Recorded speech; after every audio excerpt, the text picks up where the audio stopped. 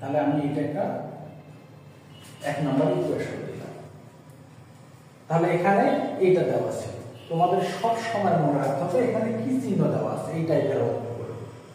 এখানে কি দেওয়া আছে প্লাস, তাহলে তোমাদের মাইনাসের একটা সূত্র বসাইতে হবে। তাহলে আমি যদি এইভাবে বসাই তাহলে a মাইনাস b তারপর whole square, a minus b whole square মান নির্ণয়ের সূত্রটা বসাবো। তাহলে এটা সমান সমান লিখবো a plus b whole square minus 4ab। তাহলে এই সূত্রটা আমি এখন বসাবো। তাহলে এখানে লিখতেছি আমি, আমরা জানি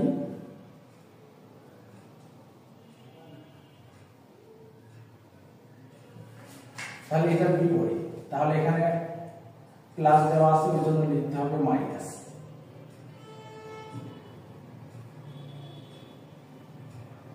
তাহলে দেখো এখানে a কিউব সহ এটা মনে করতেছি a 1 ভাগ a কিউব সমান সমান গোটাটা মিলে হচ্ছে এটা হচ্ছে b, এটা a minus b whole square সমান সমান a plus b whole square minus 4ab। তাহলে আমি এটা যদি লিখি a, তাহলে কিউব সহ a প্লাস b বলতে 1 ভাগ, তারপর হচ্ছে হোল স্কয়ার মাইনাস 4, a বলতে a কিউব, b বলতে 1 ভাগ a।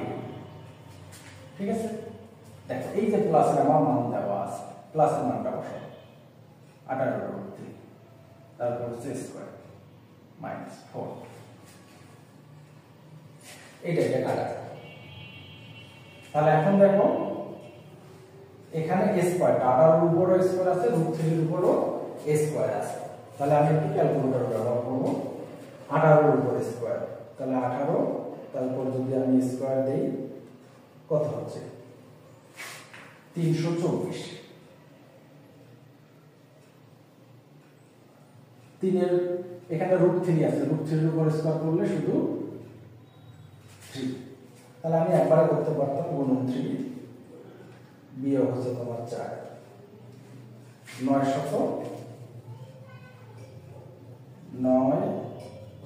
6 8। তাহলে দেখো